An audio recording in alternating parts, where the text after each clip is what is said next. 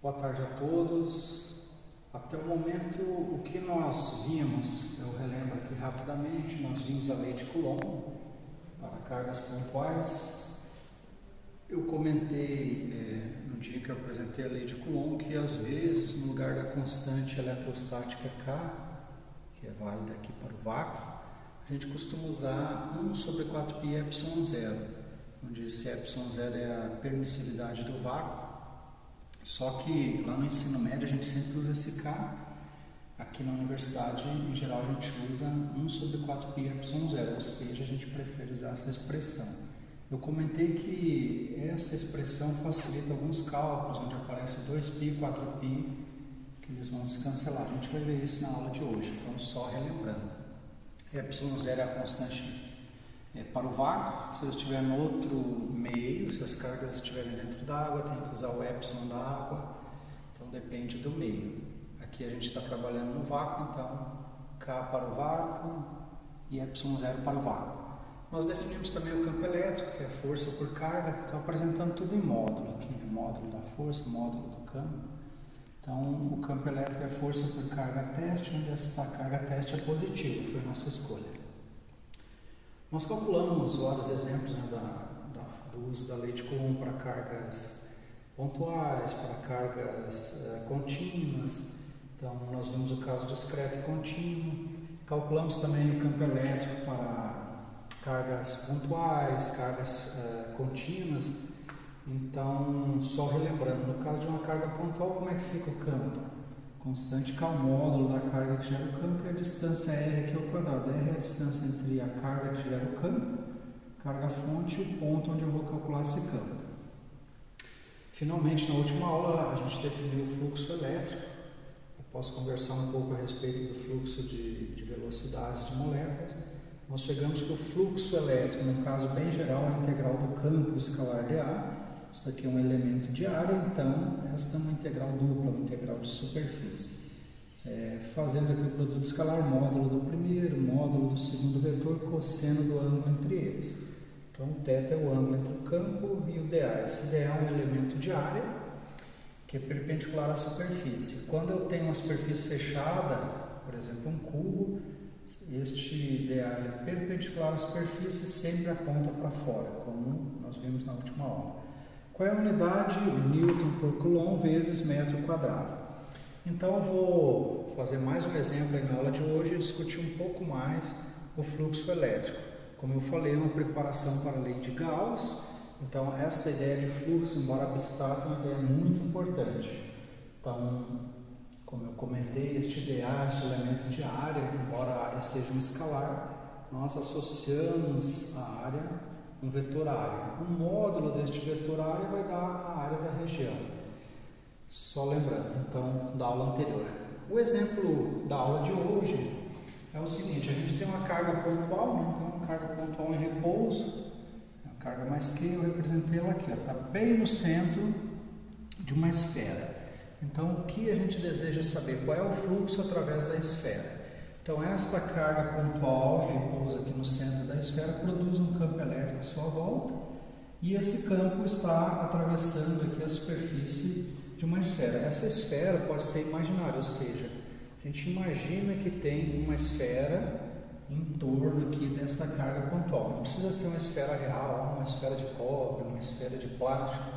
Então, a gente está imaginando aqui um pouco mais de abstração. Eu imagino então que tem uma esfera envolvendo essa carga pontual mais Q, gostaria de saber qual é o fluxo. Então, em palavras, eu comentei com vocês na aula anterior que o fluxo é uma quantia de campo elétrico atravessando uma certa área um certo tempo. Então, o que é mesmo em palavras, sendo bem informal, se a gente estivesse falando para uma pessoa que não viu física, o que é mesmo o fluxo elétrico? A quantia de campo elétrico atravessando uma certa região em um certo tempo. Então, o fluxo, na aula anterior, a gente viu que ele pode ser zero, ele pode ser positivo, quando o campo está saindo da superfície, está saindo da região, e o fluxo é negativo quando está entrando na região. Então, o que eu preciso para calcular o fluxo elétrico? A gente relembra, eu anotei ali em cima, o fluxo elétrico, integral do campo escalar dA, módulo do campo, módulo dA, cosseno do ângulo. Então eu preciso conhecer o vetor campo, o vetor dA e tem que achar o ângulo entre eles. Então eu vou desenhar isso aqui na figura. Primeiro, eu vou desenhar o campo elétrico. Por exemplo, aqui ó, neste ponto, eu vou desenhar na superfície da esfera. Qual é o campo elétrico? Então eu tenho uma carga pontual aqui, ó, positiva, daí eu imagino que aqui eu coloquei, não tem, né? Mas eu imagino que eu estou colocando uma carga teste pontual que é zero. Mas com mais daria repulsão ao longo do centro, ao longo da linha aqui no centro das cargas. Então, estaria bem aqui, ó. Eu representaria o campo elétrico neste ponto, apontando para a direita. Então, eu uso as ideias das aulas anteriores. Como que ficaria o campo elétrico aqui, ó, neste ponto?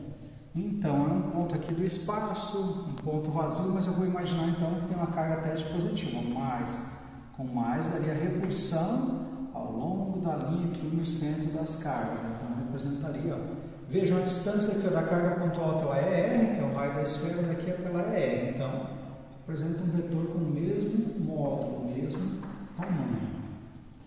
Como ficaria o campo bem aqui? De novo, com mais repulsão, eu teria o campo apontando para a esquerda. Eu posso fazer isso em vários pontos aqui, usando sempre a mesma ideia. Aqui embaixo, como é que ficaria neste ponto? Ó, com mais repulsão. O campo apontaria para baixo. Num lugar qualquer aqui, vamos ver bem aqui, por exemplo, neste ponto. Ó, com mais daria uma repulsão ao longo da linha, ó, que une o centro das cargas. Então, ficaria aqui, por exemplo. Então, em qualquer lugar eu posso desenhar o campo elétrico. O que eu noto? Que ele sempre é perpendicular à superfície, sempre faz um ângulo de 90 graus.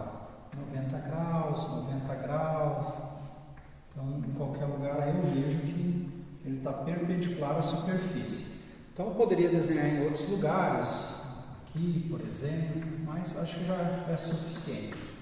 E vejam que na superfície da esfera, como é que eu penso nessa superfície? Se fosse uma laranja, eu estaria lá na casca da laranja. Então, a casca seria a superfície aqui da esfera. Então, na superfície da esfera, como a distância da superfície até a carga é sempre R, ó, qualquer ponto da superfície, a distância até o centro é R. Então, eu vejo que o campo, em qualquer lugar dessa aí, vai ter o mesmo módulo. A direção e o sentido muda o tempo todo, vejam. Aqui está para a direita o campo, aqui está para cima, aqui está para baixo. Então, este campo, ele não é constante, ele muda, porque um vetor, para ser constante, tem que ter a direção constante, sentido constante e o módulo. Então, a direção e o sentido mudam, mas o módulo é sempre o mesmo, o tamanho do vetor é sempre o mesmo. Eu vou anotar aqui, então, o que é mesmo? Ó, o campo produzido por uma carga pontual. Eu lembro que a constante K, a carga que gera o campo, neste caso, é uma carga positiva, eu não preciso do módulo, e a distância entre a carga que gera o campo e o ponto onde eu estou calculando. Então, seria no meu exemplo aqui R ao quadrado. Qual é a distância deste ponto até aqui? R. Deste ponto, R. Então, é sempre R. Eu vou já anotar agora, como a gente costuma fazer no curso superior, no lugar da constante K, eu vou escrever o que? 4π ε0. Então, este seria o campo produzido pela carga pontual, aonde somente aqui, ó, na superfície da esfera. Então, este é o campo, até vou anotar aqui para ficar bem claro. Então, este é o campo na superfície, então, vamos botar aqui, ó, produzido pela carga pontual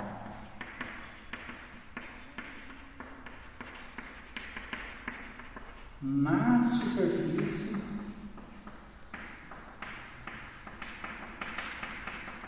da esfera.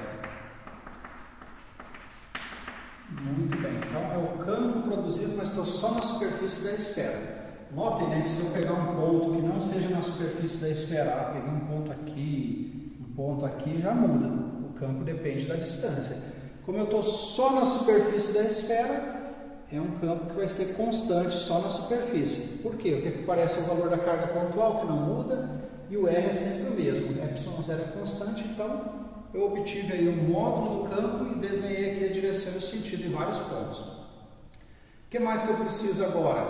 Desenhar o DA. Então a nossa definição diz o quê? Como que é o DA? Ele é sempre perpendicular à superfície e aponta para fora. Então aqui como é que ficaria o DA?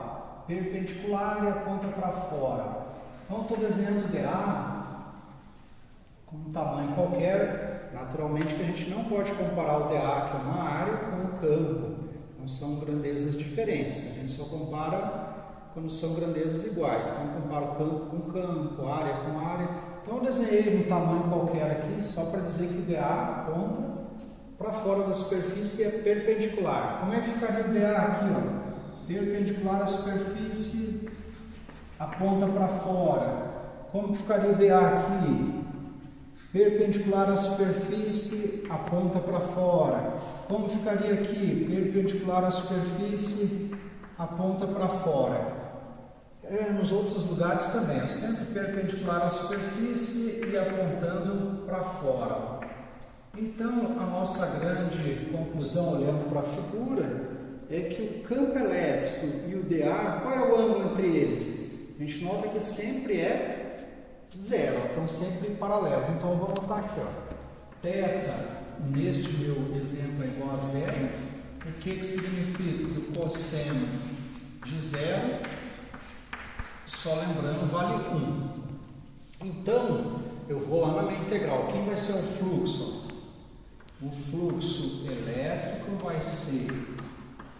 Eu agora vou colocar o campo lá. E o que for possível eu já tiro da integral. A carga é constante, eu posso tirar da integral. 4π é constante, sai da integral. Esse π é 3,14, 15, é um número. ε0 é uma constante, tirei da integral. O que mais? O r também é constante, então ele pode sair da integral. O que vai sobrar mesmo lá na integral? Nota então, o cosseno de zero é 1, então o cosseno sumiu, ficou só a integral de e dA. Quem é o campo? Está aqui, ó. Vamos até anotar, né? Quem que é? Ó? Então aqui é o campo, eu copiei, ó, daqui, ó. Campo produzido na superfície, carga 4πε0 raio ao quadrado. O cosseno sumiu porque ele é igual a 1, ó, então. Cosseno igual a 1 fica a integral de e dA. No lugar do e eu coloquei a expressão dele, ficou só a integral de dA. Agora, quem que é realmente esse dA aqui, ó? Então, este dA são o que, ó? Elementos de área na superfície da esfera. Só para ficar bem claro aqui, ó, um exemplo bem interessante. Eu vou escrever elementos de área na superfície da esfera. O que significa isso? Que a gente dividiu essa esfera, a gente pegou a esfera, olhou lá na superfície, se fosse uma laranja, estou olhando lá na casca. Então, dividi a casca em pequenos elementos, dA, cada um com uma areazinha dA. Então, quando eu somar, ou seja, quando eu fizer a integral, que é uma soma de todos esses elementos de área, imagina, eu dividi lá a superfície em pequenos elementos, cada um com uma área dA. Então, vai ter um número que tende a infinito desses elementos. Quando eu somar todos, vai me dar o quê? Simplesmente vai me dar a área da superfície da esfera. Então, tudo isso aqui, essa integral, simplesmente vai ser o quê? A integral de dA. Eu vou até observar aqui, ó. Mas a integral de dA é simplesmente A. O que é A? A área da superfície de uma esfera. Então, eu relembrei até aqui do lado do ensino médio. Quem é mesmo a área só da superfície da esfera? 4πr ao quadrado. 4πr ao quadrado. Como é que a gente deduz essa área? No ensino médio, a fórmula é apresentada, a gente memoriza e usa. Na universidade, no cálculo, normalmente, quando a gente estuda lá as integrais do cálculo, a gente vê que através das integrais que a gente calcula áreas. Então, para chegar nessa expressão 4πr ao quadrado, a gente tem que trabalhar com uma esfera, tem que usar integrais e chega no resultado. Eu não vou deduzir aqui porque é algo lá do cálculo e a gente sabe de memória desde o ensino médio. Então, para os meus propósitos, eu não preciso deduzir. Então, estou usando o resultado lá no ensino médio. Então é só substituir. Agora, quem é mesmo o fluxo? Vou anotar aqui agora, ó, o fluxo elétrico através dessa esfera. Então eu só copio de lá, né, no campo, carga Q, 4π, ε0, R ao quadrado. Tudo isso vai multiplicar agora a integral de dA, que é simplesmente a área da superfície da esfera, que é 4π R ao quadrado. 4π R ao quadrado. Então, só para deixar bem claro, vamos anotar. Isso é o campo, isto é a área. Então agora eu posso simplificar algumas coisas. O que eu vejo que cancela? Notem que eu tinha dito. Lá no ensino médio a gente usa a constante K. Aqui é melhor usar 1 sobre 4π ε0, que muitas vezes vai simplificar o cálculo. Então aqui é o caso. 4π cancela com 4π, R quadrado cancela com R quadrado. Vai sobrar somente a carga pontual dividido por ε0. Então se eu usasse a constante K, ia sobrar um 4π aí, ó, na expressão. Então se eu não tivesse colocado aqui 1 sobre 4π ε0 no lugar do K, ia sobrar um 4π aí. Deste jeito a gente ficou com uma expressãozinha bonitinha, limpinha. Então vamos só anotar aqui agora o resultado. Finalmente obtivemos que o fluxo é a carga dividida por ε0. ε0 a gente tem anotado aí no caderno o valor. O valor da carga ele vai me dizer, quando ele me diz o valor da carga, eu sei o ε0, está anotado aí no caderno, coloquei aqui e obtive o resultado. Muito bem, então este é um exemplo bonitinho, muito importante. Inclusive eu vou dar uma olhadinha aqui, ó, e comentar algumas coisas. Vejam, no meio do caminho houve um cancelamento aqui, ó. O raio ao quadrado cancelou com o raio ao quadrado. Então isso é muito importante, muito interessante. Por quê? Quando eu apresentei a lei de Coulomb, eu falei, olha, tem um inverso de quadrado lá. Vocês lembram, né? Eu anotei até lá no quadro. Como que é mesmo lá a lei? Isso aqui eu venho da lei de Coulomb, né? Eu defini o campo elétrico, a força por carga teste. Então esse R quadrado é lá da lei de Coulomb, a lei de inverso do quadrado. Eu comentei que se não fosse exatamente uma distância ao quadrado lá na lei de Coulomb, a natureza poderia ser bem diferente do que a gente conhece. Então aqui a gente nota, ó. Então só cancelou, quando eu peguei aqui a área da superfície da esfera, tem um R quadrado. Só cancelou porque a lei também tem o inverso do raio ao quadrado. Se fosse R ao cubo, já não daria certo. R na quarta, já não ia acontecer esse cancelamento. E por que esse cancelamento é importante? Vejam agora o resultado. O fluxo elétrico através da superfície da esfera, através da esfera, depende só do quê? Então, olha, esse ε0 é uma constante, só depende então da carga lá dentro. Ó. Se eu colocar aqui o valor da carga, eu obtenho o fluxo. Então, é um resultado muito bonito, muito interessante, por isso que eu estou ressaltando. O que significa isso? Depende da posição da carga lá dentro? Não. A posição da carga não apareceu aqui. Depende do que mais?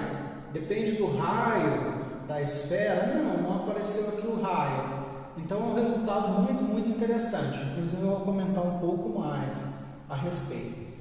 O que está me dizendo? Olha, o fluxo é diretamente proporcional à carga dentro da esfera. Significa que se eu botar o dobro da carga, que é 2Q, dobro do fluxo. Se a carga for zero, o fluxo vai a zero. E se eu trocar aqui a carga, botar menos 5 vezes essa carga, o fluxo ele vai ficar menos 5 vezes esse valor aí. Então é diretamente proporcional à carga. Pode ser zero, positivo e negativo. É um resultado muito interessante. Então eu comentei, não depende da posição da carga. Então significa que a carga estava bem lá no centro da minha esfera. Se eu mudar a carga de lugar, não vai ocorrer nenhuma alteração. Eu até vou desenhar separadamente e comentar mais sobre isso. Vamos desenhar aqui, ó. Desenhar separadamente, comentar um pouquinho que vale a pena. A gente precisa entender, fixar bem este resultado importantíssimo. Então eu tenho aqui, ó, a minha esfera. Aí quando eu coloquei a carga mais que bem no centro, então aqui a distância era R, que eu tenho a minha carga mais que e tenho a minha esfera. Uma maneira talvez bem clara de ver isso é desenhando as linhas do campo. Então vou apagar aqui o R, a gente já sabe que é uma esfera de raio R, a carga pontual está aí no centro. Como é que são as linhas do campo? Então eu desenharia as linhas do campo, vou desenhar só algumas para a gente entender. Então desenhei aí, vamos desenhar mais, né?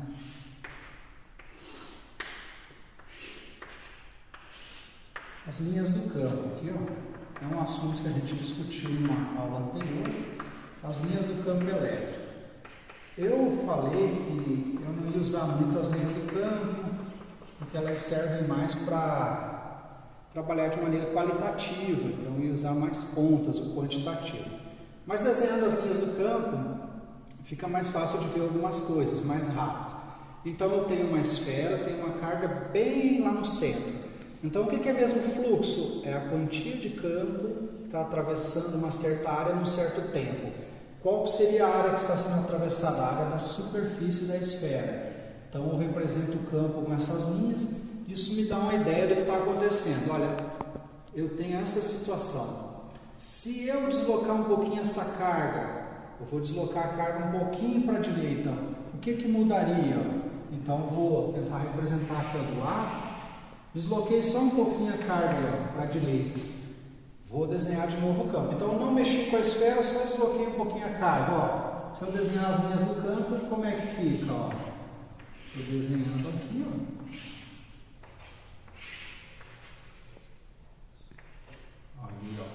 tentando repetir essas linhas do campo. Então eu contei aqui, 1, 2, 3, 4, 5, 6, 7, 8 linhas do campo. Aqui eu desenhei de novo, 3, 4, 5, 6, 7, 8 linhas do campo. Então eu vejo agora, com aquela ideia de quanto de campo atravessa a superfície. Eu vejo que aqui 8 linhas estavam atravessando a superfície, saindo da superfície, fluxo positivo. Quando eu desloco a carga um pouquinho, a mesma coisa acontece. Eu continuo tendo 8 linhas atravessando a superfície. Então o fluxo é o mesmo, como eu tinha dito lá na fórmula, não depende da posição da carga lá dentro da esfera. Então eu poderia deslocar um pouquinho para a direita sem problema. Então eu posso deslocar à vontade que não altera o fluxo. Eu só não poderia colocar a carga bem aqui, Por que eu não poderia colocar a carga bem na superfície da esfera? Qual é o problema? Porque o campo que essa carga produz, ele depende do que mesmo? Então a gente viu constante, módulo da carga, distância ao ponto ao quadrado. Se eu colocar a carga bem na superfície, essa distância iria a zero. A gente não pode dividir por zero, ia dar um infinito, uma singularidade. Então eu posso movimentar à vontade a carga dentro da minha esfera, não vai alterar o fluxo, só não posso botar na superfície. Daí a distância entre a carga e a superfície é zero, daí uma divisão por zero é uma singularidade. Então só não posso colocar aqui. Mexi então a posição da carga, não alterou nada o meu resultado. Outra coisa, vamos olhar de novo lá na fórmula. Então, só depende da carga, não depende da posição da carga.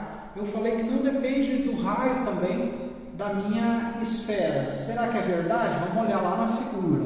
Tentar entender. Então eu tenho uma esfera aqui, chamei de esfera, vamos chamar de esfera 1. Eu vou desenhar agora uma segunda esfera aqui, vamos chamar de esfera 2, com outro raio. Um raio agora R2, essa teria um raio R1. Vamos observar, quantas linhas do campo estão atravessando a esfera 2 e a esfera 1. Conta, 1, 2, 3, 4, 5, 6, 7, 8. O mesmo número de linhas do campo atravessa a esfera 1 e é o mesmo número que atravessa a esfera 2. Então a gente diz que não depende do raio. Eu peguei o raio R1, diminuí, transformei em R2, não alterou o fluxo. O número de linhas atravessando é o mesmo, ou seja, a quantia de campo que está passando na esfera 2 é a mesma que passa na esfera 1. Então, isso não altera o fluxo. Muito bem. O que mais que eu poderia dizer agora, com base nessas ideias? E se, ao invés de ter em volta da carga uma superfície esférica, uma esfera, então eu estou com a carga pontual, se eu tivesse, ao invés disso, um cubo, vou representar então de uma maneira bem rápida dinâmica, isso seria um cubo. Ó. Qual é o fluxo através do cubo? Então, eu fiz 2 exemplos na aula anterior. Para trabalhar com um cubo, a gente precisa olhar em cada face, fazer uma integral para cada face, uma integral dupla. Então, nessa situação, o que eu ia notar? Então, eu vou olhar o que acontece com o campo. Ó. Então, aqui neste ponto, eu tenho um certo valor do campo. Por quê? Ó? Aqui eu tenho uma certa distância. Se eu olhar bem ali, ó, qual é o valor do campo? Ó, a distância aqui ó, é maior. Então, o campo lá naquele ponto seria menor do que o campo aqui. Ó. E eu posso analisar que em cada ponto aqui ó, do cubo, então estou olhando um cubo, olhando nas faces do cubo, né? No teto do cubo, se fosse uma sala de aula cúbica, estaria olhando no teto da sala, no chão da sala. Em cada face ou em cada parede do cubo, o campo muda, porque as distâncias são diferentes. Então, se eu saio aqui do meio é um valor. Ó. Vou me afastando, a distância muda aqui, ó, o campo varia. Então, se o campo está variando, quando eu calculo a integral de E, campo, escalar dA, se o campo varia, ele já não pode sair da integral. Ele tem que ficar lá dentro da integral. O que mais que está mudando? O ângulo, quando eu desenho dA, então aqui ele está bem na vertical. Aqui nesse cantinho, continua. Só que o campo, ele está mudando a direção e o sentido. Ó, o campo aqui está para lá. Ó. Aqui o campo estaria para cima. Então, o que eu noto? Que o ângulo entre o campo e o dA também está mudando. Então, quando eu for fazer a integral lá para calcular o fluxo, veja, fluxo elétrico, integral de E, cosseno de θ, dA. Eu noto que o campo varia, o ângulo θ varia, então eu não posso tirar o cosseno da integral, não posso tirar o campo. É uma integral dificílima, se não impossível. É uma integral, eu não tentei fazer ainda. Eu já montei a integral, mas não tentei fazer. Tem aluno que, ao resolver esse problema, escreveu a integral. É uma integral muito difícil. Então, por que ela é difícil? Porque o campo varia, o ângulo varia. Será que existe uma maneira mais fácil de calcular? Então, vamos só redesenhar e comentar aqui o que a gente poderia fazer. Está aqui a carga pontual e eu tenho em volta um cubo. Uma maneira é fazer a integral, uma integral dificílima, talvez eu não consiga fazer à mão, tenha que usar um computador. Existe outra maneira? Bom, existe. Uma maneira é, vou desenhar as linhas do campo. Então, vou desenhar algumas linhas do campo, ó, e vamos ver o que acontece. Aqui são linhas do campo. Vou desenhar uma certa quantia. Muito bem. Então, de novo, aqui são linhas do campo, só para ficar bem claro. O que a gente pode usar para resolver esse problema sem fazer integrais e sem ficar quebrando a cabeça? Então, a gente pode pensar, olha, eu tenho um certo número aqui de linhas atravessando esse cubo. Mas se eu colocasse aqui, ó, eu vou desenhar uma esfera aqui, ó. Eu não sei calcular com um cubo, mas eu sei calcular com uma esfera. Então, eu acabei de mostrar como é que eu calculo carga pontual no centro de uma esfera de raio R. Como é que ficaria o fluxo? Então, eu acabei de mostrar que o fluxo ele é a carga lá dentro por ε0. Olhando aqui agora nessa figura, calculei o fluxo da esfera. Então, eu vi a quantia de linhas que está atravessando essa esfera. Então, olhem para o cubo. Será que a quantia de linhas que está atravessando esse cubo é a mesma? Vamos ver.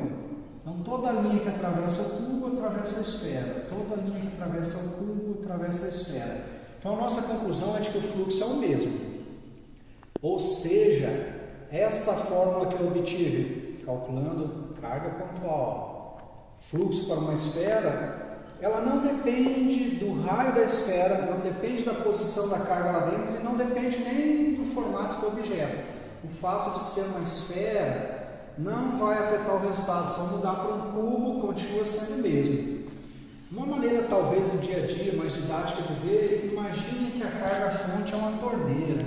Então, aqui no lugar da carga, eu imagino que eu tenho uma torneira. Eu abri essa torneira, então a água vai começar a cair aqui, né? Então a quantia de água que passar no cubo aqui, ó, vai passar também na esfera. Então uma maneira prática de ver que o fluxo é o mesmo. Eu abri a torneira aqui, deixei ela quietinha, então toda a água que passar no cubo vai passar na esfera. Ou seja, este resultado que eu obtive só depende da carga lá dentro da superfície, não depende do raio da superfície, não depende do formato, pode ser um cubo, pode ser uma esfera. Então é muito interessante esse resultado. E inclusive, vamos fazer um último comentário para fixar bem isso aí.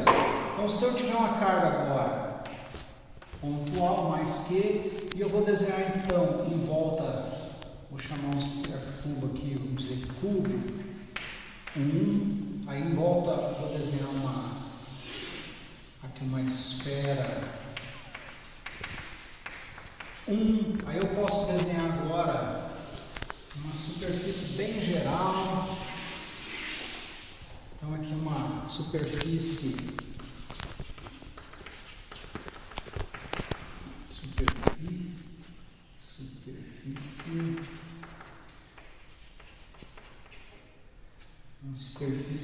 muito geral, muito estranha.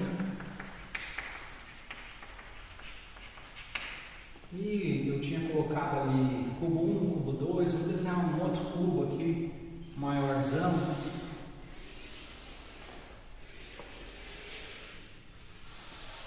Então aqui um cubo 2.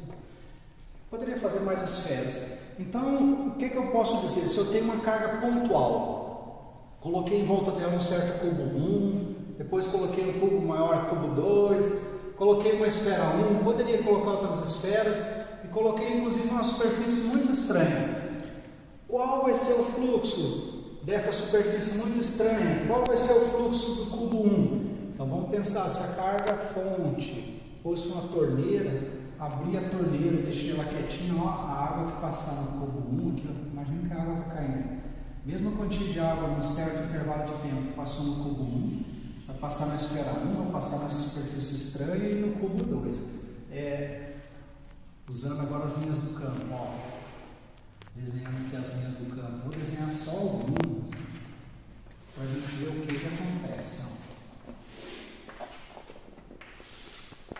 Eu desenhei aqui ao acaso algumas linhas, ó. E de novo, o que eu noto? Ó? Desenhar uma aqui para baixo. O mesmo número de linhas que está passando aqui no cubo 1, passa na esfera 1, passa na superfície muito estranha, passa no cubo 2. Ou seja, uma conclusão bem geral com base nessa minha conversa. Eu apenas conversei, argumentei com figuras. Em cursos de eletromagnetismo mais avançado, a gente faz uma demonstração geral usando matemática, só que é uma matemática bem, digamos assim, sutil, elaborada, ficaria além do nosso curso, acima dos nossos propósitos. Então, só um exemplo da carga pontual no centro de uma esfera, um pouco aqui de conversa, de argumentação, a minha conclusão, espero que vocês aceitem isso, mas é necessário pensar em casa, que é algo bem sutil, né? Então, qual é o grande resultado? Ó, vamos voltar lá na minha forma, comentando aqui. Então, comecei com a carga pontual no centro de uma esfera, cheguei neste resultado. Então, o que eu posso escrever aqui do lado após essa conversa? O fluxo só depende do quê? Que nem sempre o aluno nota, então a gente está deixando bem explícito. Fluxo só depende da carga dentro, no interior, né? Dentro da superfície.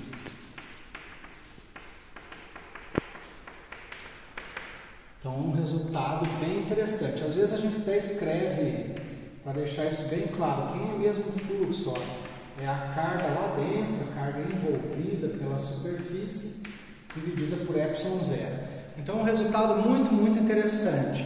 Quem é o fluxo para esta superfície fechada? Só depende da carga lá dentro. É interessante também observar que o que está fora não contribui. Como assim não contribui? Deixa eu mostrar aqui. O que é que acontece então se a carga estiver fora da superfície? Eu estou dizendo é só a carga dentro, né? Vou mostrar o que acontece. Então eu imagino que eu tenho aqui uma esfera, né? Uma certa esfera de raio R, E agora eu tenho aqui uma carga pontual, só que essa carga pontual agora está fora da minha esfera. O que que acontece? Eu vou desenhar as linhas do campo.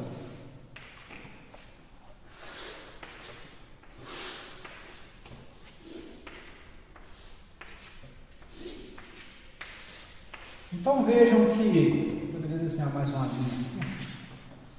A linha entra de um lado da superfície, a mesma linha sai lá do outro. A mesma linha entrou de um lado e saiu do outro. Então, significa que realmente não contribui, né? O fluxo, quando está entrando, a gente diz que é negativo, saindo é positivo. Então, mesma linha que entra de um lado e sai do outro, então, não contribui. O fluxo, quando a carga está fora da superfície, é zero. A gente poderia pensar na questão da torneira, quer dizer que a água que entrou de um lado saiu lá do outro. A água entrou de um lado e saiu lá do outro. Então significa que cargas fora da superfície, mesmo que sejam cargas grandes, eu posso aumentar o valor da carga, não vai contribuir, porque toda a linha de campo que entrou de um lado e saiu do outro. Então o fluxo é zero nesse caso aqui. Qual é o fluxo elétrico? É igual a zero, tudo que entrou de um lado e saiu do outro. Então eu não tenho fluxo, por isso que a gente comenta, só a carga dentro da superfície, só se ela estiver aqui dentro que contribui. Lá fora não vai afetar em nada. Muito bem, espero que vocês tenham entendido esses argumentos, que esses argumentos são muito importantes, esse exemplo é muito importante. Por quê? Porque a gente agora, eu vou passar limpo aqui, ó, o que eu obtive, o fluxo elétrico é igual a carga dividido por ε0. Mas qual é a mesma expressão do fluxo elétrico deste lado? Então é a integral, escrevi aqui explicitamente, a integral do campo escalar de A, isso é o fluxo. Então eu obtive aqui que o fluxo, que é a integral de escalar de A, é a carga dividida por ε0.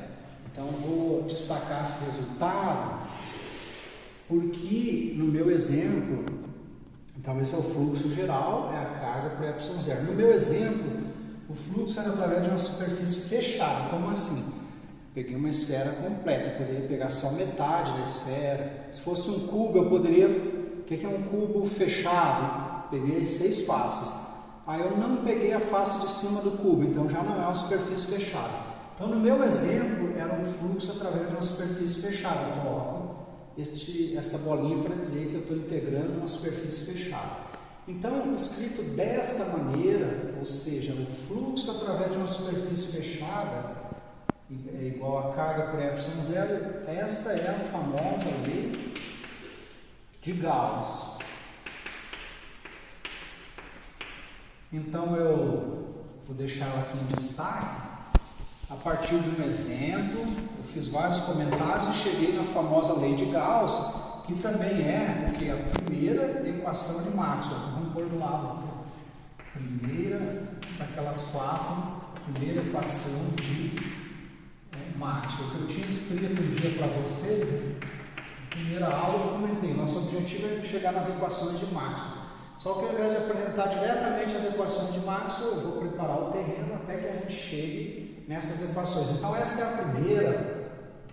Ela foi estabelecida formalmente em 1813 para o campo gravitacional. Esta é uma nota no livro do Merrill, tem um livro de mecânica clássica muito bom, tem a parte histórica, tem notas de rodapé, então ele põe uma nota lá de rodapé que foi estabelecida essa equação formalmente em 1813 para o campo gravitacional. Lembrem que a lei lá também é do inverso do quadrado, né? Constante G, massa 1, massa 2, distância ao quadrado, parecida com a nossa lei de Coulomb. Então foi estabelecido lá e o pessoal trouxe para o eletromagnetismo. Então esta é a famosa lei de Gauss, é uma das equações de Maxwell. E só lembrando então que o Gauss foi conhecido como o príncipe dos matemáticos. Então o nome completo dele, vou anotar aqui, Carl Friedrich Gauss. Então ele nasceu em 1777 e morreu em 1855, se não me falha a memória. é um matemático e físico alemão conhecido como o príncipe dos matemáticos. Então, este resultado é muito importante, é um resultado que daqui a pouco eu vou fazer exemplos mostrando como é que a gente aplica, quais são as vantagens de usar essa lei de Gauss. Então, a lei de Gauss é equivalente à lei de Coulomb, mas quando a gente tiver simetria, ela permite que a gente calcule bem mais rápido o campo elétrico. Então, ela permite calcular o campo elétrico, permite calcular o fluxo. Então, eu vou discutir isso, fazer alguns exemplos. Por enquanto, então, eu cheguei na lei, vou comentar um pouquinho sobre essa lei e depois fazer exemplos de aplicação. Uma maneira de começar a discutir a lei de Gauss é simplesmente chegar e apresentar. Pessoal, esta é a lei de Gauss, a gente pode falar dos símbolos, falar dos significados de cada símbolo e fazer exemplos. Eu procurei, então, motivar a partir de um exemplo. Peguei uma carga pontual, calculei o fluxo, comentei a respeito do resultado, cheguei nessa expressão. Então, só um comentário aí, antes de prosseguir a respeito do Gauss, que o príncipe dos matemáticos, dizem que ele era muito talentoso. Tem até um ditado popular que fala que o espinho pinica desde pequeno, né? Então, quem tem talento já mostra desde cedo. Dizem até que na turma do Gauss, quando ele era um menino na escola, a turma era meio inquieta. Então, um dia o professor, para acalmar um pouco a turma, propôs uma tarefa para eles. Ele pediu: vocês vão fazer a seguinte soma, vocês vão somar os números naturais de 1 até 100. Então, pegar 1, 2, 3, até chegar no 100. Então, aqui quer dizer que continua, você vai chegar em 99. Então, ele propôs essa tarefa com a ideia de que os meninos se ocupassem e ficassem mais tranquilos. Só que o Gauss, o menino Gauss, fez muito rápido. Aí o professor perguntou: como que você fez a soma tão rápido? E acertou. Então, ele explicou qual foi a ideia dele, né? Hoje é conhecida como a soma de Gauss, uma maneira de somar essas sequências de números. Então, ele pensou da seguinte maneira, né? Ele pensou em somar. Por exemplo, aqui ele colocou, inverteu, então, estava de 1 até 100, ele fez o contrário, ele colocou aqui 100, aí aqui embaixo ele colocou 99, aqui 98 e assim por diante, de maneira que aqui ele ficou então com 2 e aqui com 1. Então ele só inverteu, começou do 1 para o 100 e fez do 1 para o 100 ao contrário. Então notem que aqui embaixo eu tenho a mesma soma lá de cima. Aí o que ele fez? Então ele resolveu somar desse jeito. Vou somar, S com S vai dar 2 vezes a soma, né? Se S eu quero encontrar. Agora notem o que acontece, quando eu somo o primeiro, vai dar 101. Somei o segundo, 99 por 2, 101. O terceiro, 101. 101, 101. Então todos quando soma dá 101. Quantas vezes eu vou ter esse resultado? 1, 2, vou ter 100 vezes o 101. Então agora eu somando este 2 dividindo, e eu chego na minha soma. É 100 vezes 101 dividido por 2. Então, quando faz aí 100 vezes 101 divide por 2, se não me engano aqui, 5.050. Então, é importante a ideia que ele teve, uma ideia esperta que conseguiu resolver de maneira rápida. A gente pode também generalizar isso. Eu comecei do 1, fui até um certo valor. Eu poderia chamar esse valor de N. Então, como seria a soma com N qualquer? A gente imita aqui, qual é o número de termos? O N está aqui. O que aparece aqui? O N mais 1. Então, dividido por 2. Permite somar qualquer quantia de números. Vejam, quem é o N? É o último, Então, indo do 1 até o Nésimo. Quem é o último? Se for 100, 100 vezes 101 dividido por 2. Se fosse 35, 35 vezes 36 dividido por 2. Então, só como uma curiosidade, a soma de Gauss, o príncipe dos matemáticos. Então, agora a gente vai ver alguns exemplos de aplicação dessa lei de Gauss.